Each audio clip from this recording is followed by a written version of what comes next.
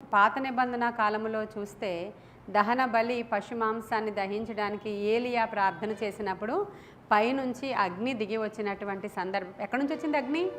పైనుంచే, దేవుని దగ్గర నుంచే ఆ అగ్ని దిగి వచ్చి దహన బలి పశు మాంసం అంతటిని కూడా దహించింది. అది పైనుంచి వచ్చిన అగ్ని. సొలొమోను మందిరం దినవృత్తాంతాల గ్రంథంలో ఉంటుంది. అది 2వ దినవృత్తాంతాలు 7వ అధ్యాయం 1వ వచనంలో సొలొమోను మందిరంలో ఉన్నప్పుడు అగ్ని అక్కడ నుంచి దిగి ఆ మందిరంలోనికి వచ్చినట్లుగా మనం చూస్తాం. అది 2వ దినవృత్తాంతాల గ్రంథము 7వ అధ్యాయము 1వ వచనంలో ఉంటుంది. ఇప్పుడు ఇక్కడ సొలొమోను మందిరంలోనికి వచ్చి ఆయన ప్రార్థన చేస్తూ ఉన్నప్పుడు సొలొమోను ప్రార్థన చేసి ఇలా ముగించగానే ఆ మందిరంలోనికి అగ్ని వచ్చేసిందంట. పాత నిబంధనలో కూడా అగ్ని ఎక్కడెక్కడ వచ్చిందో చూస్తున్నాం మనం. ఇక్కడ 1వ రాజుల గ్రంథం 18:38లో ఉంటుంది. అది ఏలియా ప్రార్థించగా బలిపీఠంపై అగ్ని దిగి వచ్చింది అనేటువంటి సందర్భం మనం చూస్తాం. తర్వాత యెషయా కూడా పాత నిబంధనే కదా, 6వ అధ్యాయం. ఆయన యెషయా భక్తుడు కూడా దర్శనం చూస్తున్నాడు. ఆ దర్శనంలో ఆయనను ఎత్తుకుని పోయారు అక్కడికి. అలా సింహాసనాసీనుడైనటువంటి దేవుని యొక్క సముఖంలో యెషయా 6లో ఉంటుంది. సముఖంలో యెషయా అక్కడ నిలవబడి ఉన్నాడు. ఉన్నప్పుడు ఆయన సింహాసనాసీనుడైనటువంటి ప్రభువును చూస్తూ ఉన్నప్పుడు అయ్యో నేను పాపిని అని గ్రహించాడు. ఆయన నేను పాపిని, అంటే అనేకమైన చెడ్డ మాటలు మాట్లాడేటువంటి మనుష్యుల మధ్యలో నేనున్నాను, నేను అపవిత్రుడను, ఇప్పుడు నన్ను ఎవరు శుద్ధి చేస్తారు అని ఆయన ఏడుస్తూ ఉన్నప్పుడు ఆ బలిపీఠం దగ్గర ఉన్నటువంటి ఒక నిప్పును తీసుకొచ్చి ఆయన పెదవులకు తగిలించినట్లుగా మనం అక్కడ చూస్తాము. అంటే ఆయనకి శుద్ధి చేసేటువంటి అగ్ని అది. ఇందాక మనం చూసినప్పుడు బలిపీఠం మీదకి దిగి వచ్చిన అగ్ని, ఇది శుద్ధి చేసేటువంటి అగ్ని. యేసుక్రీస్తు ప్రభువారి గురించి చెప్పింది పరిశుద్ధాత్మ అగ్ని. ఈ అగ్ని ఇదివరకే రావాలని నేను కోరుకుంటున్నాను, అది ఇప్పటికే మండాలని నేను కోరుకుంటున్నానని యేసుక్రీస్తు ప్రభువారు ఈ అగ్ని గురించి మాట్లాడిన మాటలు చూస్తాం. ఇప్పుడు ఈ పరిశుద్ధాత్మ అగ్ని ఎప్పుడు వచ్చింది అంటే నూతన నిబంధనలో మన అందరికీ తెలుసు. అపోస్తుల కార్యాలు 2వ అధ్యాయము అక్కడ 2వ వచనం నుంచే స్టార్ట్ అవుతుంది. వారందరూ మేడ గదిలో ప్రార్థన చేసుకుంటూ ఉండగా బలముగా వీచే గాలి వంటి ఒకటి వచ్చి అది అగ్ని నాలుకలుగా విభాగింపబడినట్లుగా వారందరి మీద ఏం రాలింది? అగ్ని.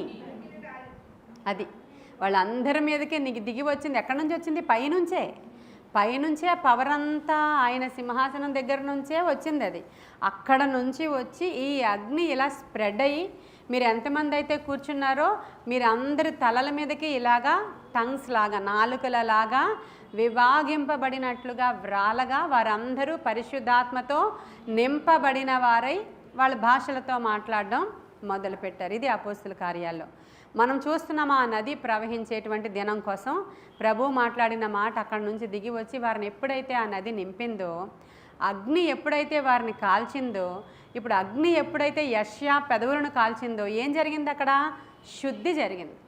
మీకు ఇప్పుడు తెలియాలి ఏంటంటే అగ్ని ఎప్పుడైతే మన దగ్గరికి వచ్చి మనల్ని తాకుతుందో అప్పుడు ఏం జరుగుతుందంటే శుద్ధి జరుగుతుంది. యెషయా గ్రంథం తెరవండి, ఆ మాట చూదురు కానీ 4వ అధ్యాయము 4వ వచనం. దహించు ఆత్మ వలన ప్రభువు సియోను కుమార్తెలకున్న కల్మషము కడిగి వేయినప్పుడు అనేటువంటి మాట రాయబడి ఉంటుంది. సియోను కుమార్తెలకున్న కల్మషము కడిగి వేస్తారంట. దహించు ఆత్మ వలన సియోను కుమార్తెలకున్నటువంటి కల్మషము కడిగి వేస్తారంట.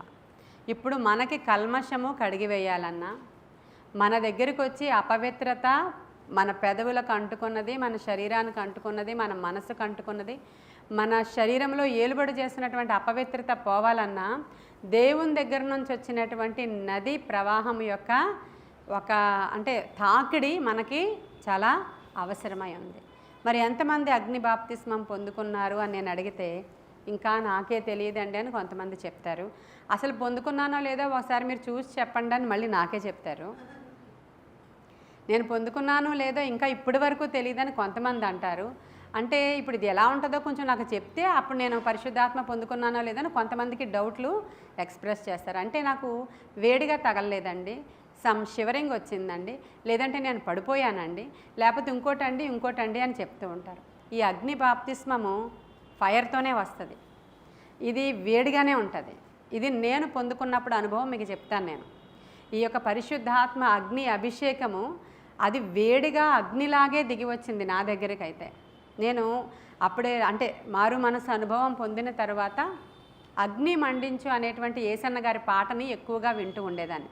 అప్పటికి నాకు అగ్ని బాప్తిస్మం ఒకటి ఉంటుందని, అగ్ని అభిషేకం ఉంటుందని, నిజంగానే ఫైర్ అనాయింటింగ్ ఉంటుందని ఇవేమీ నాకు తెలియదు. నాకు ఒకటే ఏం తెలుస్తుందంటే దేవుడిని వెతుకుతున్న దినాలవి, దేవుడు నాకు కనబడాలి, దేవుడు నాకు వినబడాలి, నేను వెతుకుతున్నాను అంతే. ఆ దినాలలో ఎందుకో తెలియదు, అప్పటికి టేప్ రికార్డర్లోనే వింటున్నాం, అది క్యాసెట్, అది ఆ క్యాసెట్లో వింటున్నాము, క్యాసెట్స్ అనమాట అది. ఆ క్యాసెట్లో యేసన్న గారి పాటల్లో అన్ని పాటలు ఒక ఎత్తు అయితే ఆ పాట ఎందుకో నాకు ఇష్టమో నాకే తెలియదు. అప్పటికి ఇంకా లత కానీ వీళ్ళెవరు ఇంకా రక్షించబడి రాలేదు ముందు. అయితే ఈ అగ్ని మండించు, నాలో అగ్ని మండించు, పరిశుద్ధాత్ముడా నాలో అగ్ని మండించు అనే పాట అది. మీరు తర్వాత ఇంటికి వెళ్ళిన తర్వాత యూట్యూబ్లో వినండి. తర్వాత చాలా గంభీరంగా పాడారు యేసన్న గారికి సంబంధించిన వాళ్ళు, సేవకులు వాళ్ళందరూ కూడా. చాలా గంభీరమైన పాట. రోజుకి ఒక 30 సార్లు వినేదాన్నేమో. అంటే ఎన్ని వందల సార్లు విన్నానో, ఎన్ని నెలలు విన్నానో నాకే తెలియదు. అది ఎందుకు వింటున్నానో నాకు తెలియదు. అలా పెట్టుకోవడం కూర్చోవడం, ఆ పాట పెట్టుకోవడం కూర్చోవడం, అలాగ వింటూనే ఉన్నాను. అప్పుడప్పుడు ఉపవాసాలు, దేవునితో సహవాసము, వాక్య ధ్యానము, ఈ పాటలు వినడం తప్ప వేరొక పని కానీ, వేరొక మాట కానీ, వేరొక అవగేషన్ కానీ నాకు ఏమీ లేదు. పాస్టర్ గారు డ్యూటీకి వెళ్ళిపోతారు, బాబు స్కూల్కి వెళ్తాడు, చిన్నోడు, చాలా చిన్నోడు. అప్పుడు అంతా ఇంకా నేను ఉదయం లేచిన దగ్గర నుంచే అగ్ని మండించే. ఎందుకు నేను ఆ పాట పెట్టుకుని వింటున్నానో నిజంగా నాకు పరిశుద్ధాత్మ అగ్ని గురించి నాకు తెలియని దినాలవి. అలా నేను పాట వింటూ ఉన్నప్పుడు నిజముగానే దేవుని యొక్క పరిశుద్ధాత్మ అగ్ని నాలోనికి దిగి వచ్చేయడం నేను స్పష్టంగా స్పర్శించాను నేను ఆ రోజు. అప్పుడు నేను ప్రార్థన చేస్తున్నప్పుడు ఈ అగ్ని ఏం చేసిందంటే అనేకులను కూడా మండించడం మొదలుపెట్టింది. నేను పొందుకున్నాను అగ్ని బాప్తిస్మము. నాకు తెలుస్తుంది పరిశుద్ధాత్మ అగ్ని నాలోనికి వచ్చారని. నాలోనికి వచ్చారు, నాతో సహవాసం చేస్తున్నారు అనడానికి డైరెక్ట్ ఎవిడెన్సులు కూడా ఉన్నాయి. ఇది ప్రకృతికి సంబంధించిన మనుష్యుడికి నేను చెప్పిన అర్థం కాని విషయం. ఆత్మ సంబంధించిన మనుషులకి ఇది అర్థమవుతుంది. నేను 40 రోజుల ఉపవాసాలు, 50 రోజుల ఉపవాసాలు, 7 రోజుల ఉపవాసాలు, కంప్లీట్గా 7 days, కంప్లీట్గా 3 days ఇలా ఉపవాసాలతో నన్ను నడిపిస్తున్నారు పరిశుద్ధాత్ముడు. నాకు తెలియకుండానే వెళ్ళిపోతున్నాను నేను అలా ఒంటరిగానే ప్రార్థన చేస్తున్నప్పుడు. నేను పడుకున్నప్పుడు నా మంచం పక్కన ఇంత పెద్ద ఫైర్ బాల్, నిజంగా డైరెక్ట్గా ఫైర్ బాల్, ఇంత పెద్ద ఫైర్ బాల్ అక్కడ మంచం పక్కన ఉండడం పాస్టర్ గారు స్పష్టంగా చూసేవారు అనమాట ఆ కళ్ళతో. పాస్టర్ గారు అప్పటికి ఇంకా పూర్తిగా దేవునిలో లేనటువంటి, మామూలుగా నా క్రిస్టియానిటీని గౌరవిస్తున్నారు తప్ప ఏ దేవుణ్ణి ఇంకా ఏమి కూడా అంత ఎక్కువగా ఇంకా ప్రేస్ చేయడం మానేశారు. ముందు విగ్రహారాధికుడు ఆయన, అదేమి చేయడం మానేశారు. కానీ నన్ను గౌరవించి మొత్తానికి ఏ పూజలు లేవు, కానీ దేవుని వైపు కూడా పూర్తిగా లేరు. కానీ ఎప్పుడైతే ఫైర్ బాల్ చూసారో, దేవుని యొక్క తాకిడి అక్కడ చూస్తున్నారో, నేను అక్కడ మంచం మీద పడుకుంటే ఇక్కడికి అగ్ని సెగ తగులుతుంది ఆయనకి. ఇవి ప్రకృతికి సంబంధించిన మనుషుడికి అర్థమయ్యేటువంటి విషయాలు కానే కావు. ఒక అవిశ్వాసి అయినటువంటి భర్త భార్య ప్రవర్తన ద్వారా రక్షించబడడం అంటే ఏంటో స్పష్టంగా పాస్టర్ గారి విషయంలో జరిగింది, లిటరల్గా అది. అప్పుడు ఆయన నిజముగానే తన కనులు తెరవబడి డైరెక్ట్గా చూసినటువంటివే కాకుండా పరలోక దర్శనాలు చూడడానికి కూడా తన కనులు దేవుడు తెరిచారు.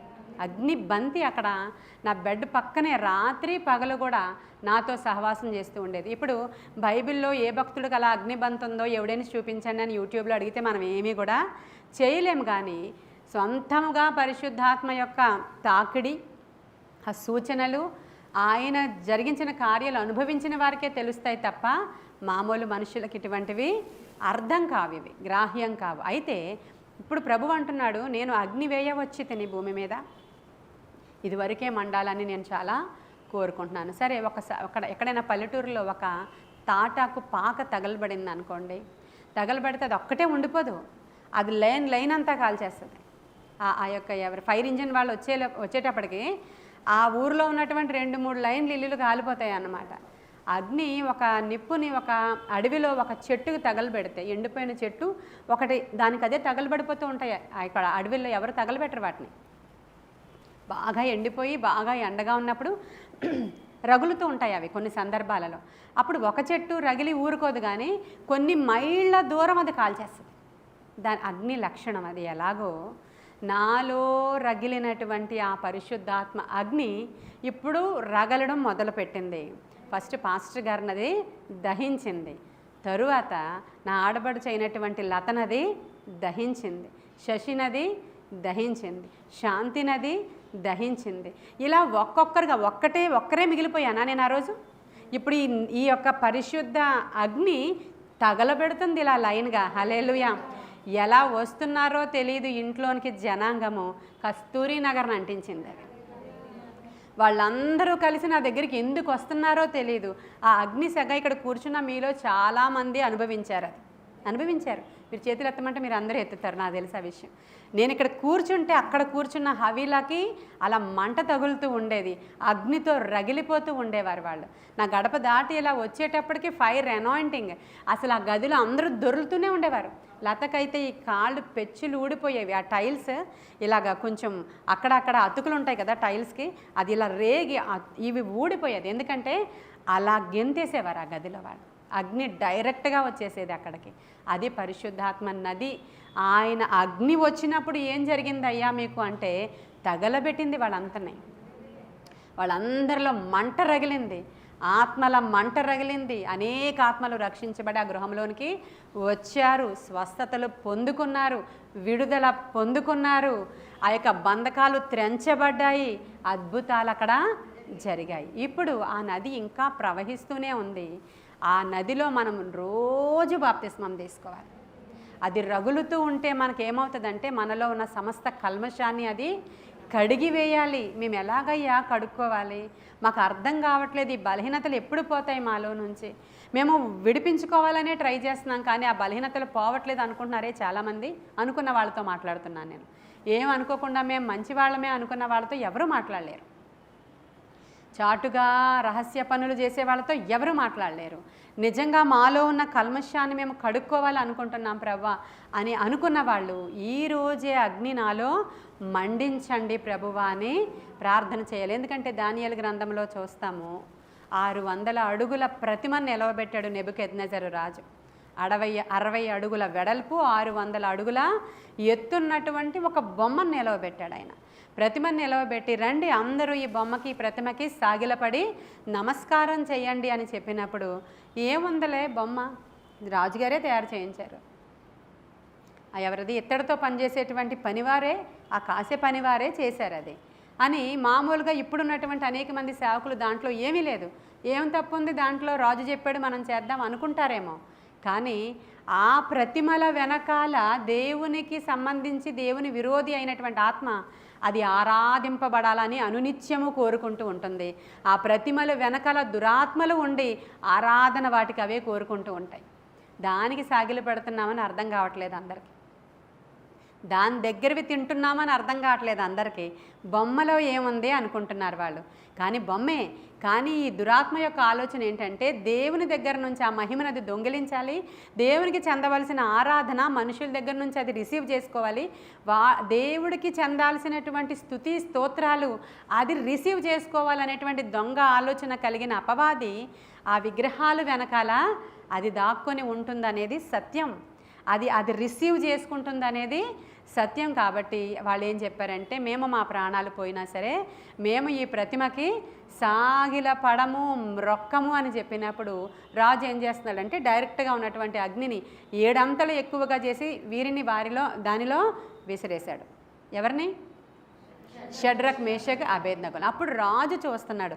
ఏం చూస్తున్నాడో చూడండి ఒకసారి. దానియేలు గ్రంథం తెరుస్తారా? రాజాజ్ఞ తీవ్రమైనందున గుండము మిక్కిలి వేడిమి గలదైనందునను షడ్రకు, మేషకు, అబేద్నగోలను విసిరివేసిన ఆ మనుష్యులు అగ్నిజ్వాలల చేత కాల్చబడి చనిపోయిరి. షడ్రకు, మేషకు, అబేద్నగోయను ఆ 3 మనుష్యులు బంధింపబడిన వారై వేడిమి కలిగి మండుచున్న గుండములో పడగా రాజుగు నెబుకద్నెజరు ఆశ్చర్యపడి తీవ్రముగా లేచి, మేము 3 మనుష్యులను బంధించి ఈ అగ్నిలో వేసితిమి కదా అని తన మంత్రులను అడిగాను. వారు, రాజా సత్యమే అని రాజుతో ప్రత్యుత్తరం ఇచ్చారు. అందుకు రాజు, నేను 4 మనుష్యులు బంధకములు లేక అగ్నిలో సంచరించుట చూచుచున్నాను. హల్లెలూయా చెప్దామా? బంధకములు లేక ఆ అగ్నిలో సంచరించుట చూస్తున్నారు. వారికి హాని ఏమీ కలగలేదు. 4వ వాని రూపము దేవతల రూపమును బోలినదని వానికి ప్రత్యుత్తరం ఇచ్చాను. ఇప్పుడు ఈ అగ్ని మన సమస్త కల్మషాన్ని కూడా కడిగివేస్తుందని చెప్పాను నేను. మన పెదవుల అపవిత్రతను కాల్చివేస్తుంది, మన బలహీనతలను తీసివేస్తుంది. నిజంగానే దేవుని దగ్గర నుంచి ప్రవహించి వస్తున్న నది నేటికి కూడా ప్రవహిస్తూనే ఉంది. మేడగదిలో ఏదైతే అగ్ని జ్వాలల వంటి నాలుకలుగా వారి మధ్యలోనికి వచ్చిందో నేటికి కూడా అదే పరిశుద్ధ అగ్ని సమస్త కల్మషాన్ని దహించి వేస్తూ పరిశుద్ధాత్మను అనుగ్రహిస్తూ తన భక్తులకు తీసుకుని వెళుతూ ఉంది. ఆ అగ్నికి కారణమైనటువంటి ఆయన ఆ అగ్నిలోనికి దిగి వచ్చాడు ఆయన. హల్లెలూయా. ఆ 4వ వ్యక్తి వచ్చినప్పుడు అగ్నే వచ్చారు అక్కడికి. ఆ అగ్ని వచ్చినప్పుడు ఏం జరిగింది? వీరి యొక్క బంధకాలు అక్కడ తెగిపోయినాయి. పరిశుద్ధాత్మ అగ్ని మన జీవితంలోనికి వస్తే మొదటగా బంధకాలు తెగిపోతాయండి. ఇది పొందుకోవాలి మనం. పరిశుద్ధాత్మ అగ్ని అభిషేకము ఖచ్చితంగా పొందుకోవాలి. ఎవరైతే యేసుక్రీస్తు ప్రభు వారిని రక్షకుడని నోటితో అంగీకరించారో వెంటనే వారందరికీ పరిశుద్ధాత్మనే వరం ఇవ్వబడుతుంది అనే మాటను చూపించి పరిశుద్ధాత్మను విడిగా పొందుకోవాల్సిన అవసరం లేదు అని చెప్తూ ఉంటారు. ఆ తరువాత పౌలు అడుగుతాడు, మీరు పరిశుద్ధాత్మను పొందుకున్నారా అని అడుగుతాడు. మరి అదే నిజమైతే పౌలు మళ్ళీ అడగాల్సిన అవసరం ఏముందండి? మళ్ళీ పేతురు యోహానులు వచ్చి అడుగుతారు అక్కడ 8వ అధ్యాయం అపోస్తుల కార్యాల్లో, మీరు బాప్తిస్మం తీసుకున్నారు కదా, అయితే మీరు పరిశుద్ధాత్మను పొందుకున్నారా అంటే వాళ్ళు కూడా మేము పొందుకోలేదంటారు. అపోస్తుల కార్యాలు 19వ అధ్యాయంలో పౌలు అడుగుతాడు, అయితే మీరు పరిశుద్ధాత్మను పొందుకున్నారా అంటే వాళ్ళు ఏం చెప్తారో తెలుసా? అసలు పరిశుద్ధాత్ముడు ఉన్నాడన్న సంగతే మాకు తెలియదండి, అలా పొందుకోవాలని మాకు తెలియదండి. మేము యోహాను బాప్తిస్మం పొందుకున్నాం, తర్వాత యేసయ్య శిష్యులతో కూడా మేము పొందుకున్నాం, మేము శిష్యులమే, కానీ మాకు అలాంటివి ఏమీ కూడా తెలియదు అని చెప్పారు. కాబట్టి ఈ ఎవిడెన్సెస్ ప్రకారం మనం ఏం చేయాలా? ఖచ్చితంగా పరిశుద్ధాత్మ అగ్ని బాప్తిస్మము పొందుకుంటేనే మన జీవితంలో ఉన్న బంధకాలు తెగిపోతాయి. దానికోసం మీరు ఏ వేళ చెల్లించాల్సిన అవసరత లేనే లేదు. ఆయన సన్నిధిలో కూర్చొని వాక్యాన్ని ధ్యానం చేస్తూ, ప్రభువా నన్ను నీ ఆత్మతో నింపు అని అడిగితే చాలు. అంటే 1 డే మ్యాటర్ కాదు ఇది. మీరు ఆసక్తితో ఆయనని వెదకాలి, ఆసక్తితో అడగాలి. అడుగుడి మీకు ఇవ్వబడనని చాలా ఈజీగా ఉంది కదా అని ఈరోజు ఇంటికి వెళ్ళి అడిగేసిన వెంటనే మనకి ఇలా ఇచ్చేసే గిఫ్ట్ కాదు అది. మనం ఆతృతతో ఆసక్తితో కనిపెట్టినప్పుడు ఒక్కొక్కసారి అదే రోజు ఇచ్చేసి నేను చెప్పలేను, కానీ నేను చాలా కాలం కనిపెట్టాను, నాకు తెలియకుండానే. చాలా కాలం అంటే పెద్ద విషయం ఏం కాదులేండి, 1 ఇయర్లోనే ఇదంతా కూడా నేను పొందుకున్నాను ఇంచుమించు. నాకు ఏ గైడెన్స్ కూడా లేదు, ఏ పాస్టర్లు చెప్పలేదు, అసలు ఏ సేవకులు నా దగ్గరికి వచ్చి ఇలాంటి ఫైర్ అనాయింటింగ్ ఉంటుంది, మరి ఇలా భాషలు మాట్లాడతారు, ఏం చెప్పలేదు. నేను చూస్తున్నాను అంతే. అక్కడక్కడ కొంతమందిని చూసినప్పుడు వాళ్ళకి ఏమవుతుంది, వాళ్ళు ఎందుకు అలా అవుతున్నారు, ఈ చర్చిలో ఇలా ఎందుకుంది, ఆ చర్చిలో అలా ఎందుకుంది, 2-3 చర్చిలను చూసి నేను డిసైడ్ అయ్యాను, ఏదో ఉంది, అది నాకు తెలియట్లేదు. నేను మా మందిరంలో వెళ్ళే దాంట్లో దొరికిన దానికంటే ఇక్కడ ఏదో ఉంది. వచ్చిన ఆవిడ ఏదో చెప్పింది, వచ్చిన ఆయన ఏదో మాట్లాడారు, అంటే సేవకులు, కాబట్టి ఇక్కడ ఏదో ఉంది అని నేను ఆలోచన చేసుకుని నాకు నేనుగా ఆయన్ని వెదికాను, కనుగొన్నాను, ఆయన నాకు దొరికారు. ఈ అగ్ని దహించిన కారణంగా ఇప్పుడు వైజాగ్లో అనేకమైన ప్లేసెస్లో ఈ యొక్క అగ్ని దహించింది. మన దగ్గరికి అనేక మంది కాల్చబడి వచ్చారు వాళ్ళందరూ. హల్లెలూయా. వాళ్ళు విడుదల పొందుకున్నారు, విజయం పొందుకున్నారు. ఇప్పుడు శ్యామల భర్త అక్కడ వ్యసనము నుంచి విడిపించబడి, త్రాగుడనే వ్యసనము కట్లు త్రెంచబడి వాళ్ళ ఇంట్లో నుంచి వచ్చారంటే అది ఫైర్ అనాయింటింగ్ పొందుకుంది అమ్మాయి ఆ రోజు. అక్కడ ఫైర్ అనాయింటింగ్ పొందుకున్నారు. అక్కడ నిస్సి మేడగదిలో ఫైర్ అనాయింటింగ్ పొందుకుని ఆమె ఇంటికి వెళ్ళి తన భర్తను కూడా కాల్చింది. హల్లెలూయా. ఆమె ఇప్పుడు ఈ నలుగురు ఏం చేస్తున్నారు ఇంట్లో? ఈ బంధకాలు త్రెంపబడి వీళ్ళందరూ కూడా దేవునితో నడవడం మొదలుపెట్టారు. ఇవన్నీ చాలా గొప్ప విషయాలు, చాలా పెద్ద విషయాలు. కానీ క్రైస్తవ్యంలో ఎలా అయిపోయిందంటే ఈజీ అయిపోయింది క్రైస్తవ్యం. ఏదో వెళ్తున్నాం, వస్తున్నాం, మాట్లాడుతున్నాం, పాటలు పాడుతున్నాం, వెళ్ళిపోతున్నాం, కార్యాలు జరగట్లేదు, ఇంతే నా జీవితం, ఏడుపు, రోదన, దేవుడు లేడా, ఇక్కడ కాకపోతే ఇంకో చోట, ఇక్కడ కాకపోతే ఇంకో చోట. వద్దండి. దేవుని యొక్క సన్నిధి నువ్వు ఎక్కడ కూర్చున్నావో ఆ నది అక్కడికే ప్రవహించి వస్తుంది. అది ఆయన సింహాసనం దగ్గర నుంచి ప్రవహించి వస్తున్నటువంటి నది అది. వారి మేడగదిలో కూర్చున్నప్పుడు. కాకపోతే సిద్ధపాటు, ఆ సిద్ధపాటు అవసరమని చెప్పడానికి ప్రభు అన్నారు, మీరు ఎలా ఉన్నవాళ్ళు అలా వెళ్ళిపోకండి సువార్త చెప్పడానికి. ఎలా ఉన్నవాళ్ళు అలా వెళ్ళిపోకండి. నాతోనే ఉన్నారు 3.5 సంవత్సరాలు, కానీ మీరు సువార్త చెప్పడానికి బూది గంతముల వరకు సువార్త చెప్పడానికి వెళ్ళడానికి ముందు 10 దినములు అక్కడ వేచి ఉండండి. హల్లెలూయా. అంటే సిద్ధపాటు, అది సిద్ధపాటు. మీరు సిద్ధపాటు కలిగి ఎవరి కోసం వెయిట్ చేస్తారు? ఇప్పుడు వస్తారు మీ మధ్యలో, మీరు అనాథల కారు, మిమ్మలను నింపుతారు ఆయన వచ్చి. ఆయన మిమ్మల్ని సర్వసత్యంలోనికి నడిపిస్తారు. ఆయన మీ మధ్యలోనికి రానై ఉన్నాడు కాబట్టి మీరు వెళ్ళి ప్రార్థనలో కనిపెట్టండి. వాళ్ళు తినుచు త్రాగుచు కనిపెట్టలేదు. వాళ్ళు అక్కడ ఇంకా ఉపవాసంతో ఉండిపోయారు. వాళ్ళు ఇంకా దివారాత్రులు ఏం చేస్తున్నారంట? స్తుతిస్తూ ఉన్నారు అని రాయబడి ఉంది అక్కడ. వాళ్ళు ఇప్పుడు మాకు ఇల్లు కట్టండి ప్రభా, మా బిడ్డకి పెళ్లి చేయండి ప్రభా, మా భార్యని విడిచిపెట్టి వచ్చాను 10 రోజులు అయిపోయింది, ఎక్కడుందో ఏంటో తెలియదు, కొంచెం కనుగోండి ప్రభా. ఈ ఏం లేవు రిక్వెస్ట్. వాళ్ళు ఏం చేస్తున్నారు? ఇప్పుడు వెతుకుతున్నారు, కనిపెట్టారు, స్తుతిస్తున్నారు దేవుణ్ణి. నేను చేసింది అదే. నేనేం చేస్తున్నాను? నా అవసరతలు ఏమీ చెప్పలేదు. నిన్ను చూడాలి, నాలో అగ్ని రగుల్చు దేవా, నేను కనుగొనాలి ఏం జరుగుతుంది, నా దేవుడు ఎలా ఉంటాడు, ఆయన ఎట్టివాడో నేను కనుగొనాలి, నేను ఆయన్ని చూడాలి, నేను ఆయన్ని స్పర్శించాలి అనేటువంటిది నా తపన. నేను అలాగే నా మేడగదిలో వెతికాను. ఈ మేడగది అనుభవాలు తెలియవు, ఇంతంత ప్రీచింగ్స్ తెలియదు, ఇంతంత లోతులు తెలియదు, అసలు ఏ అనుభవం నాకు లేదు. వెతికినప్పుడు నేను డైరెక్ట్గా కనుగొన్నాను. ఇప్పుడు మీరు ఆ అభిషేకం పొందుకోవాలంటే ఏం చేయాలో చెప్తున్నాను నేను. ఏం చేయాలి? ప్రత్యేకముగా కనిపెట్టే అనుభవంలోనికి వెళ్ళాలి. ఒంటరిగా వీలు కాకపోతే ఏం చేయాలి? సహవాసముతో మండించాలి మనము. ఆ సహవాసముగా కూడి ఉపవాసము చాలా ఇంపార్టెంట్. ప్రార్థన ఉపవాసము లేనిదే మీరు ఈ అగ్ని అభిషేకాన్ని ఖచ్చితంగా పొందుకోలేరు. అది మాత్రం నా అనుభవం. అది చాలామంది సేవకుల అనుభవం. అది ఉపవాసము ప్రార్థన. ఉపవాసం అంటే దేవునితో సహవాసం. లేదంటే కూర్చుంటారు, కాసేపు అలా కిచెన్లోకి వెళ్ళి మళ్ళీ ఏదో తినేసి వస్తారు, మళ్ళీ కూర్చుంటారు, అమ్మో 1 గంట అయిపోయిందా, నేను అన్నం తినేయాలని మళ్ళీ వెళ్ళిపోయి మళ్ళీ కూర్చుంటారు. మీకు 3కి టీ టైం గుర్తొచ్చేస్తుంది కదా, 3 అవ్వక్కర్లేదు, ఇంకా ప్రార్థన ఉన్నారంటే 2కే గుర్తొచ్చేస్తుంది మీకు. ఇలాగ ఇది వద్దు అసలు. ఒక పర్టిక్యులర్ టైం పెట్టుకున్నారు, ఒక రాత్రి పెట్టుకున్నారు, ఒక పగలు పెట్టుకున్నారు, లేదంటే ఒక 7 రోజులు పెట్టుకున్నారు. దేవుని సన్నిధిలో కూర్చొని నిష్టగా మాకేమొస్తుందండి? పరిశుద్ధాత్మ వస్తే మీరు సేవకులు కాబట్టి, మీరు సేవలో వెళ్ళాలి కాబట్టి మీకు ఆ అనాయింటింగ్ అవసరం అనుకుంటున్నారేమో. ఇందాకే చెప్తున్నా, ఆ అగ్ని వస్తే మీ ఇంట్లో బంధకాలు తెగిపోతాయి. ఆ అగ్ని వస్తే కల్మషము కడగబడుతుంది. ఆ అగ్ని వస్తే నీ జీవితం, యెషయా జీవితం ఏం జరిగింది? అప్పుడు ఆయన పెదవులు కాల్చబడినప్పుడు అప్పుడు ప్రభువు సింహాసనం నుంచి మాట్లాడుతున్నారు, నా కోసం ఎవరైనా ఉన్నారా? అప్పటి వరకు కూడా ఆయన ప్రవక్తే. ఆయన ఉజ్జియాకి సంబంధించిన రాజ కుటుంబానికి సంబంధించినటువంటి రాజవంశీకుడు యెషయా. అయితే అప్పటి వరకు ఆయన రాజవంశీకుడే అయినప్పటికీ డైరెక్ట్ ఎన్కౌంటర్ అయింది అన్నమాట దేవునితో. అయినప్పుడు ఎవరైనా ఉన్నారా నా కోసం అంటే నేనున్నానయ్యా అని చెప్పాడు ఆయన. ఎప్పుడు? అగ్ని ఆయన యొక్క పెదవులను కాల్చినప్పుడు సేవ కొరకు సిద్ధపరచబడ్డాడు. అగ్ని అభిషేకము వారి మీదకి దిగి వచ్చినప్పుడు ఈ అపోస్తలులు సేవ కొరకు సిద్ధపరచబడ్డారు. అక్కడ ఉన్న వాళ్ళు 12 మంది లేరు. అక్కడ ఎంతమంది ఉన్నారు? మేడగదిలో 120 మంది కౌంట్లో ఉన్నారు అక్కడ. మనకి ఇంకెంతమంది ఉన్నారో తెలియదు. 120 మంది అక్కడ స్త్రీలు పురుషులు కూడా అని రాయబడి ఉంది. స్త్రీలకు ఏమీ కూడా అక్కడ చోటు లేదు. పురుషుల మీదకే ఆ సింహాసనం నుంచి వచ్చిన నది వస్తుంది అని అక్కడ చెప్పబడలేదు. స్త్రీలు ఉన్నారంట, అక్కడ పురుషులు ఉన్నారంట. వారందరూ అగ్ని బాప్తిస్మం ఆ రోజు అక్కడ పొందుకున్నారంట.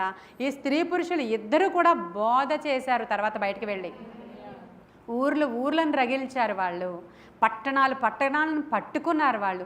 హతసాక్షులు అయిపోయారు స్త్రీలు పురుషులు కూడా. అకుల ప్రిస్కిల్లా కూడా హతసాక్షి అయిపోయింది.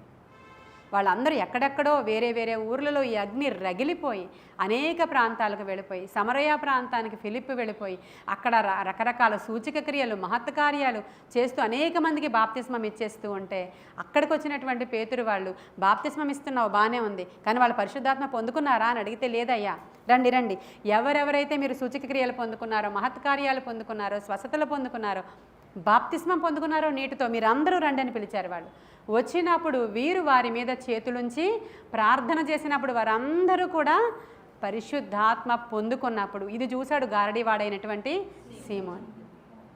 అమ్మో ఎంత పెద్ద అనాయింటింగో ఇది, ఏమి అద్భుతాలు ఇవి, ఏం జరుగుతుంది ఇక్కడ, నాకు కూడా కావాలి అని వెండి తీసుకొచ్చి ఈ వరం మాకు కావాలి అని అడుగుతున్నాడు. ఆ వరము వెండితోనూ బంగారంతోనూ కొనుక్కునేది కాదు. ఏదో దైవజనుడు వచ్చేస్తే వైబ్రేషన్ వస్తే నువ్వు పొందుకునేది కాదు.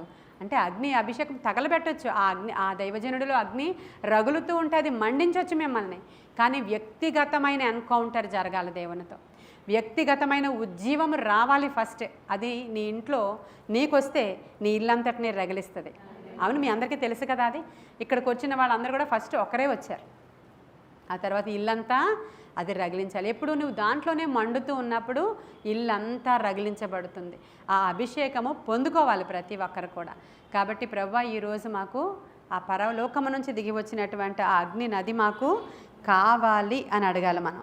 అయితే ఇప్పుడు ఈ అగ్ని 2 విధాలుగా చెప్పుకున్నాం మనం. ఒకటి, అది పరిశుద్ధాత్మక సాదృశ్యం. రెండవది, మన కల్మషాన్ని, బంధకాల్ని త్రెంచేసేటువంటి నది. ఇక మూడవది, ఇది మనకి మలాకి గ్రంథం 3వ అధ్యాయం 2-3 వచనాలు. అది కంసాలి అగ్ని వంటి వాడంట మన దేవుడు. వెండి బంగారం నిర్మలము చేయు రీతిని ఆయన వారిని నిర్మలులుగా చేయును అనే మాట చూస్తాం మనం. ఇక్కడ కంసాలి అగ్ని వంటి వాడంట ఆయన. మన దేవుడు పేరే అగ్ని, మామూలు అగ్ని కాదు. కంసాలి చేసేటువంటి, కంసాలి దగ్గర ఉన్నటువంటి అగ్ని లాంటి వాడు ఆయన. అంటే మామూలు అగ్ని అని చెప్పుకున్నారు కదా చాలా చోట్ల, ఆయన అగ్ని అని రాయబడి ఉంది. అలా కాదట ఇక్కడ ఆయన కంసాలి అగ్ని వంటి వాడు. కంసాలి ఏం చేస్తాడు? బంగారాన్ని, వెండిని పుట్టమ వేస్తాడు. పుట్టమ వేస్తే అది దాంట్లో ఉన్న మస్ట్ అంతా పక్కకి వెళ్ళిపోయి ప్యూరిటీ అంతా బయటికి వస్తుంది. నేను ఆ టైప్ అగ్ని వంటి వాడిని. హల్లెలూయా! మన దేవుడు ఆ టైప్ అగ్ని. అయితే ఈ విషయము యోబు గారికి దర్శనము ద్వారా తెలిసింది. యోబు అనేటువంటి ఒక భక్తుడు మహాశ్రమలలో కాల్చబడ్డాడు. ఆయన మహాశ్రమల గుండా వెళుతున్నాడు. సమస్తము పోగొట్టుకున్నాడు, సర్వము పోగొట్టుకున్నాడు, అన్నీ పోగొట్టుకున్నాడు. శోధన శోధన శోధన. అప్పుడు ఒకరోజు ప్రభువు ఆయన కన్నులను తెరిచినప్పుడు ఆయన ఒక మాట మాట్లాడుతున్నాడు. ఏమంటున్నాడంటే, యోబు గ్రంథము 23వ అధ్యాయము 9-10 వచనాలలో, నేను నడుచు మార్గము నా దేవునికే తెలియను, శోధింపబడిన పిమ్మట నేను సువర్ణంగా మారెదను అంటున్నాడు ఆయన. హల్లెలూయా! ఈయనకి ఈ విషయం ఎక్కడ తెలిసిందంటే, ఆయన కనులు తెరిచి ఈయనకి దర్శనము ద్వారా ఈ విషయాన్ని బయలుపరుచుచున్నట్లుగా మనం అనుకోవాలి. ఎందుకంటే అవన్నీ దర్శనాలే, యోబు చూసిందంతా కూడా దర్శనాలే. అప్పుడు ఆయన అనుకుంటున్నాడు, నేను పుటము వేయబడుతున్నాను, నేను శోధింపబడిన పిమ్మట నేను సువర్ణంగా మార్చబడతాను, నా దేవుని చేతిలో ఇప్పుడు నేను ఉన్నాను, ఆయన నన్ను పుటము వేస్తున్నాడని యోబు డిక్లేర్ చేసి చెప్పేశాడు. అప్పటి వరకు అందరూ అంటున్నారు, ఏంటి కష్టాలు అసలు మనుషులకు వచ్చేవేనా? ఎవరికైనా మనుషులకు వచ్చాయా? ఇలాగా ఏదో ఒకటి వస్తుందేమో, ఏదో అటు ఇటు పోతే ఎవరికో ఒక పిల్లోడు చనిపోతాడేమో, అంతే తప్ప. పోనీ ఏదో ఒక లాస్ అయ్యి ఒక బిజినెస్ పోతుందేమో, అంతే తప్ప. పోనీ ఎవరికో ఒక రోగం వచ్చి మంచం మీద ఉంటారేమో, అంతే తప్ప. 10 మంది పిల్లలు పోవడం ఏంటి? అసలు నీకు ఏం జరుగుతుంది? ఆస్తి పోవడం ఏంటి? ఆరోగ్యం పోవడం ఏంటి? అన్నీ పోగొట్టుకోవడం ఏంటి? ఇది అసలు ఏ మనుషుడి కన్నా వస్తుందా? అసలు నీకు ఎందుకు వచ్చిందో? నువ్వేదో చాలా గొప్ప పాపము చేసేసావు దేవుడి ఎదుట, రహస్య పాపం అయి ఉంటుంది అది. మా ఎవరికి తెలీదు, అవుట్వర్డ్ నిన్ను చూసినప్పుడు మీరు భక్తిపరుల్లా కనబడుతున్నారు, కానీ మీరు ఏదో చేశారు అని అందరూ వచ్చి అంటున్నప్పుడు, ఆయన దేవునికి మొర్ర పెట్టుకుంటున్నప్పుడు దేవుడు ఆయన కనులు తెరిచి చూపించాడు. ఇదిగో నేను కంసాలిని, ఆ అగ్ని నా చేతిలోను పెట్టి నేను నిన్ను పుటము వేస్తున్నాను. పుటము వేసిన తర్వాత ఎలా అయితే ఒక వస్తువు మేలిమి బంగారంగా బయటకు వస్తుందో, నువ్వు అలా వస్తావు చూడు అని చూపించాడు అనమాట దేవుడు. అందుకనే ఆయన అది రాశాడు. అందుకనే ఆయన అది రాశాడండి. నేను పుటము వేయబడిన తర్వాత అస్సలు నిజంగా సువర్ణంగా మార్చబడతాను, నాకేం భయం లేదు, నాకేం భయం లేదు. ఇదే మాట ఈరోజు మనతో కూడా మాట్లాడుతున్నాడు. ఇక్కడ కూర్చున్న మనము, వింటున్న వాళ్ళు అనేక మంది ఈ శ్రమల మార్గం గుండా వెళుతున్న వాళ్ళమే. మనలో చాలామంది ఈ మహాశోధనల్లో మీతో నాతో సహా వెళుతూ ఉన్నాము. ఈ యొక్క శోధన సమయంలో ఆయన శోధిస్తున్నాడు అని అంటే మనలో ఇంకా ప్యూరిటీని ఆయన బయటికి తీసుకొని రావాలనే తప్ప మనల్ని దానిలో నశింపజేయడానికి శోధనలు కానే కావు. ఆయన శోధిస్తాడు, కానీ మనల్ని ఆయన నశింపజేయడు. ఆయన చాలా పెద్ద ప్రొసీజర్ మనలో అప్లై చేస్తున్నాడు అని అంటే చాలా పెద్ద ఆశీర్వాదాన్ని మన కొరకు ఆయన సిద్ధపరిచి ఉంచారు. ఈ శోధన కాలంలో మనం ఏం చేయాలంటే తగ్గించుకొని, మన ఏమంటారు సణుగుడు, సంశయాలు, నిట్టూర్పులు, గోల, అసలు ఏంటి దేవుడు లేడా, అసలు ఏంటి మాకు వచ్చిన ఈ శోధన, మేము ఏం తప్పు చేశామని ఈ మాటలన్నీ కూడా దేవుడిని అనకుండా, నేను ప్రస్తుతం నా దేవుని చేత నేను పుటమి వేయబడుతున్నానని నమ్ముతున్నాను ప్రభా. ఒకవేళ నీ నుంచి శోధన రాలేదు, శోధకుడే నా దగ్గరికి తీసుకొచ్చాడు అనుకో, వాడి కట్లు త్రెంచడానికి నా మీద అగ్ని అభిషేకం పంపించండి ప్రభా. కట్లు త్రెంచబడాలి. నేను దేంట్లో ఉన్నానో నాకు తెలియట్లేదు, అయితే నీ అభిషేకము నా మీదకి దిగిరానియండి ప్రభా. అయితే అది బంధకాలు త్రెంచాలి, కట్లు త్రెంచాలి. లేదు అయితే నీ చేతిలో నేను ప్యూర్గా బయటికి రావాలి. ఈ ప్రార్థన నిజంగా శోధింపబడుతున్న ప్రతి భక్తులు చేసుకున్నట్లయితే నిజంగా ఈ రెండిట్లో ఏదో ఒక దానికి దేవుడు ఆన్సర్ ఇచ్చేస్తారు. కాబట్టి మనం అంత సమీపంగా ఉన్నాడు దేవుడు. శోధింపబడుతున్న వాళ్ళు ఎవరం కూడా ఏంటి ఏంటి ఏంటి అని భయపడిపోవాల్సిన అవసరత మనకేమీ లేదు. ఖచ్చితంగా మనల్ని దేవుడు మంచిగా సువర్ణంలాగే బయటికి తీసుకొస్తాడు. ఆయన చెప్తున్నాడు, నేను మామూలు ఫైర్ కాదు, నేను కంసాలి ఫైర్. హల్లెలూయా. నేను కంసాలి ఫైర్ లాంటి మామూలు ఫైర్ లాంటి వాడిను కానే కాదు అంటున్నాడు ఆయన. కాబట్టి మరి ఎన్ని విషయాలు నేర్చుకున్నాం మనం.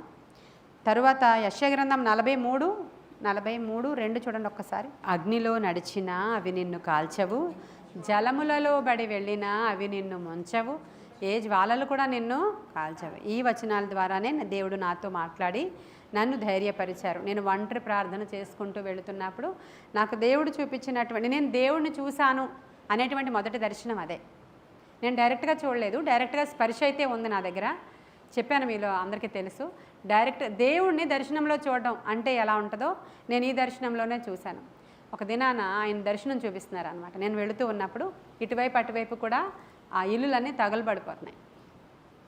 తగలబడిపోతుంటే నేను వెళుతున్నాను కానీ అవి ఏమీ నాకు అసలు, అంటే నేను నడిచి వెళ్ళిపోతున్నాను అంతే, మామూలుగా నడిచి వెళ్ళిపోతున్నాను.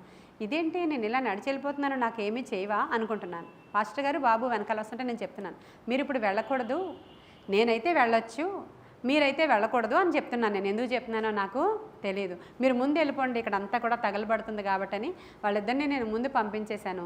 తర్వాత నేను నడుస్తున్నప్పుడు కాలిపోతున్నాయి కానీ అవేమి నన్ను చేయజాలట్లేదు. నేను మామూలుగానే నడిచి వెళుతున్నాను, అదొకటి చూశాను. అదే రోజు మరలా చాలా నీళ్ళు, అక్కడ ఒక నదిలాగా ఉంది. అప్పుడు పాస్టర్ గారు ఎవరు లేరు, నేను పాస్టర్ గారు వాళ్ళు చెల్లెళ్ళు, అప్పటికి ఇంకా వాళ్ళు రక్షించబడలేదు. వాళ్ళు నడిచి వెళ్తున్నాం, మేమందరం నడిచి వెళుతున్నప్పుడు మీకు తెలిసి వాళ్ళందరూ చాలా హైట్ ఉంటారు, నేను చాలా పొట్టిగా ఉంటాను. అయితే ఇప్పుడు నడిచి వెళుతున్నప్పుడు వాళ్ళు నడిచి వెళ్తున్నప్పుడు వాళ్ళకి ఇక్కడ వరకు నడుము వరకు వచ్చాయి ఆ నీళ్ళు. వాళ్ళకి నడుము వరకు వచ్చి వాళ్ళు నడిచేశారు, వాళ్ళు దాటేశారు. నేను అక్కడ నిలబడిపోయాను, ఎందుకంటే నాకు ఇక్కడికి వచ్చేస్తాయి అన్నమాట ఆ నీళ్ళు. ఇప్పుడు నేను నడిచానంటే నేను మునిగిపోతాను, వాళ్ళు హైట్గా ఉన్నారు కాబట్టి ముందుకు వెళ్ళిపోయారు అని అక్కడ నిలబడిపోయాను నేను. అప్పుడు వచ్చారు ఒక ఆయన, చాలా ఎత్తుగా ఉన్నారు, ఎంత ఎత్తో నేను చెప్పలేను ఆయన. అప్పుడు నేను ఇలా చూస్తున్నాను అనమాట ఆయన్ని. నిన్ను అటువైపు దింపాలా అని అడిగారు ఆయన. పర్వాలేదండి అంటున్నాను నేను. పర్వాలేదురా, నేను ఎత్తుకుంటాను అన్నాడు ఆయన. అంటే అప్పుడు నేను సిగ్గుపడిపోతున్నాను, ఎందుకంటే నాకు ఆల్రెడీ పెళ్ళయింది, నాకు బాబు ఉన్నాడు, నేను చాలా పెద్దదాన్ని. అప్పుడు నాకు 21 ఏళ్ళు, చాలా పెద్దదాన్ని నేను చాలా. కాబట్టి ఇప్పుడు ఎలాగా నేను చంకనెక్కుతాను ఆయనకి అంటే వద్దండి అంటున్నాను అనమాట. నేను చాలాసేపు అయిపోయింది, వీళ్ళందరూ కూడా దాటి అటువైపు వెళ్ళిపోయారు, ఎక్కడికో వెళ్ళిపోయారు. మన సైకిళ్ళు ఉన్నాయి వాళ్ళ దగ్గర, ఆ సైకిల్ పట్టుకుని వెళ్ళిపోతున్నారు అంతా. అప్పుడు ఈయన ఏం చేశారంటే నన్ను ఇలా చంకన కూర్చోబెట్టుకుని 1 2 వేశారు అంతే. 2 స్టెప్పులు వేసేసరికి వీళ్ళు ఎప్పటి నుంచో గంట నుంచి వెళ్ళిపోయారు కదా, నడిచి వెళ్ళిపోతున్నారు కదా, అక్కడికి నేను రీచ్ అయిపోయాను. నన్ను ఇలా తీసుకొచ్చి అక్కడ దించేశారు. అప్పుడు యెషయా గ్రంథం నుంచి ప్రభువు నాతో మాట్లాడారు, నిన్ను చంకన పెట్టుకునేవాడను నేనే. హల్లెలూయా. నీవు జలములలో బడి వెళ్ళినా అవి నిన్ను ముంచవు, అగ్నిలో బడి వెళ్ళినా అవి నిన్ను కాల్చవు. అప్పుడు ఆ దర్శనము వచ్చిన తర్వాత నేను ఒక పాస్టర్ గారి దగ్గరికి వెళ్ళి అడిగితే ఆ పాస్టర్ గారు, అది నువ్వే అడిగితే నీకే చెప్తారమ్మా దేవుడు, నేనేం చెప్పలేను. అగ్ని అంటే అది మంచికి చెప్పచ్చు, చెడుకి చెప్పచ్చు, నేనేం చెప్పలేను అన్నారు. నాకే ఆన్సర్ రాలేదు, నాకు ఎవరు కూడా చెప్పలేపారు. అంటే ఆ పాస్టర్ గారికి అప్పటికి అంతే అలాగే అనిపించిందేమో, అంతే చెప్పారు, ఎవరు చెప్పలేరు. అలాగా అది నాకు తెలియడానికి ఇంకా నేను యెషయా గ్రంథం చదువుతూ ఉంటే అప్పుడు ఇవన్నీ కూడా దేవుడు నాతో మాట్లాడి ఆయన నేను చూసి ఆయన నేను స్పర్శించి ఆయన దేవుడు అని తెలిసిపోతుంది. ఆ దర్శనంలోనే నేను ఆయన అప్పుడే చూశాను, ఆయన ఎంత ఎత్తుంటారో, ఎలా ఎత్తుకుంటారో, ఎలా ఆయన మనల్ని సేద తీరుస్తారో, అలాంటి దేవుణ్ణి మనము కలిగి ఉన్నాం ఈరోజు ప్రియమైన దేవుని బిడ్డలారు. అయితే ఎవరైతే మరి ఎదురు నడిచెళ్ళారో వాళ్ళని కూడా రక్షించేసుకున్నాం కదా మనం. యేసుక్రీస్తు ప్రభువారే రక్షించుకున్నారు, వారు కూడా వచ్చేసారు కదా. ఈ వాగ్దానాలు యెషయా 43 నుంచే స్టార్టింగ్ నాతో దేవుడు మాట్లాడాడు. మీరు 24 గంటలు కూడా దేవుని ఎప్పుడైనా వెదకాలి అనుకుంటే ఈ కీర్తనలతో పాటు యెషయా చాలా మంచి బుక్ అండి అది. ఇంకా దీంతో ఎలా మాట్లాడతారంటే దేవుడు మనం చెప్పలేము, అసలు చెప్పలేము. యెషయా నుంచి దేవుడు మాట్లాడిన మాటలు మామూలుగా ఉండవు, ఇంకా చెప్పడానికి వీల్లేవు. ఇప్పుడు ఆ అగ్నిలోనే నడిచి వెళుతున్నాను 20 సంవత్సరాల తర్వాత. 20 సంవత్సరాలు అయింది, అంత అగ్ని నాకేమీ లేదే, అంత జలములు నాకేమి నన్ను ముంచేవి లేవే, ఎంత శోధన ఏముంటుంది అనుకున్నాను నేను. 20 సంవత్సరాలు పట్టింది ఆ దర్శనము నెరవేర్చబడ్డానికి.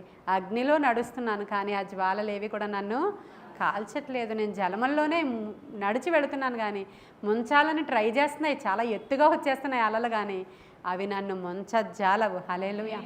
కాబట్టి అలాంటి గొప్ప దేవుణ్ణి మనం కలిగి ఉన్నాం ఈరోజు. పరిశుద్ధాత్మ అగ్ని అభిషేకము మాకు కావాలయ్యా, అగ్ని బాప్తిస్మము మాకు కావాలి నాయన. ఇండివిజువల్గా మేము పొందుకోవాలి, సంఘములో మేము పొందుకోవాలి, సహవాసంగా మేము పొందుకోవాలి. నిర్లక్ష్యం చేసే సబ్జెక్ట్ ఇది కానే కాదు. మనం అడిగినప్పుడు దేవుడు మనలోనికి ఆ పరిశుద్ధాత్మ అగ్ని అభిషేకాన్ని పంపిస్తారు. ఇప్పుడు మీరు అందరూ అగ్ని అభిషేకం పొందుకోవాలి అని అనుకుంటే పాస్టర్ అమ్మగారులాగే మీ మంచం పక్కకే ఫైర్ బాల్ రావాలని అనుకోకండి. అది వన్ టైప్ ఆఫ్ ఎక్స్పీరియన్స్ అంతే. అది నన్ను గొప్ప సేవలోనికి నడిపించడానికి నా భర్త నాకు సపోర్ట్గా ఈ సేవలోనికి వచ్చి అలా నిలవబడాలంటే అది ఆ రోజు ఆయనకు చూపించడం అవసరమేమో కనుక అది అక్కడ ఆ రోజు కనుగొనబడింది. ఏమో చెప్పలేను. మీలో ఎవరికి ఏ విధమైనటువంటి అగ్ని అభిషేకాన్ని అయినా ఇస్తాడు. ఆ ఫైర్ అనాయింటింగ్ ఎవరైతే పొందుకున్నారో వారందరూ స్వస్థపరచబడ్డారు, విడిపించబడ్డారు. అగ్ని డైరెక్ట్గా వాళ్ళకి ఆ సెగ తగులుతూనే ఉండేది. నేను అక్కడ కూర్చున్నప్పుడు ఇదంతా జరుగుతూనే ఉండేవి. ఎప్పుడు నేను ఉపవాసంలో 40 రోజులు 50 రోజులు ఉన్నప్పుడు సంగతులు ఇవన్నీ కూడా. ఆ తర్వాత కూడా ఎప్పుడైనా మీకు వాక్యం చెప్తూ ఉంటే మండుతూ ఉంటుంది నాకు. ఈ చెవి దగ్గర నుంచి ఈ కాలు వరకు అంతా మండిపోతూ ఉంటుంది. మీలో చాలామందికి ఎక్స్పీరియన్స్ ఉంది కదా, ఈ చెవి మండిపోతూ ఉంటుంది ఎక్కువ నేను మీతో మాట్లాడుతూ ఉంటే. ఈ చెవి దగ్గర నుంచి ఈ పెదవులు కాలిపోతూ ఉంటాయి నాకు మీతో మాట్లాడుతూ ఉన్నప్పుడు. అప్పుడు కాసేపు ఈ పెదవుల లోపల నుంచి షివరింగ్ వస్తుంటే నేను ఆగుతాను కొంతసేపు ఇలా పెట్టుకుని. ఇవన్నీ కూడా నాతో ఉన్న వాళ్ళకి తెలుస్తుంది. దేవుని పరిశుద్ధాత్మ అభిషేకం పొందుకున్న వాళ్ళందరికీ కూడా ఇలాంటి ఎక్స్పీరియన్సెస్ ఉంటాయి. కాబట్టి అడుగుదాం, మరలా చల్లారిపోవద్దు ఉజ్జీవంలో నుంచి. క్రైస్తవ్యం అంటే వచ్చిన కొత్తల్లో ఎలాంటి ఉద్యమం ఉందో అది లేకుండా నిస్సారంలోనికి మరలా అసలు వెళ్ళిపోవద్దు. వస్తున్న అనేక మంది కొత్త గొర్రెలకు కూడా దేవుని యొక్క అగ్ని అభిషేకం పొందుకుంటే ఎలా ఉంటుంది, ఆయన ఆత్మ తాకిడి ఎలా ఉంటుంది, ఆ అభిషేకము వచ్చిన వారు ఏ విధంగా గొప్ప కార్యాలు చూడగలుగుతారు, ఇవన్నీ కూడా మనము చూపించాల్సిన అవసరం ఉంది. అందుకే మేడగదిలో నిలిచి ఉండు అన్నాడు ఆయన. మనం నిలిచి ఉన్నాం, ప్రార్థిస్తున్నాం. ఇంత ఉపవాసాలు ఉండి ప్రార్థన చేస్తున్నారు, మీకు ఏమొచ్చింది అని అడిగితే చెప్పగలగాలి. మనం మీకు ఏమైంది అంటే మనం చెప్పగలగాలి. అనేకులను రగిలించేటువంటి సాధనాలుగా మనము ఉండాలి. మాలో అగ్ని రగిలించండి ప్రభువా అని ఈరోజు అడుగుదాం.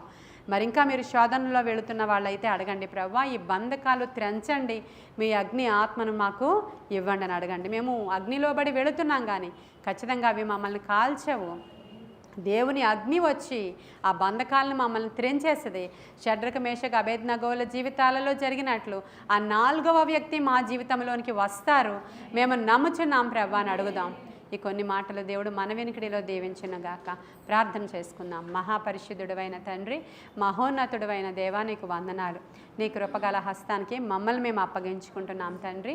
ఈ మాటలలో ఉన్న శక్తిని మేము ఎవరమైతే నమ్మి అయా మీ యొక్క అగ్ని అభిషేకం కోసం అడుగుతున్నామో ఈరోజు అభిషేకం మేము పొందుకుంటున్నామని నమ్ముచున్నాం. మా జీవితంలో మరలా నూతనమైన అధ్యాయం స్టార్ట్ అవుతుంది ప్రభా. నూతనమైన ఆత్మ తాకిడి మొదలవుతుంది ప్రభా.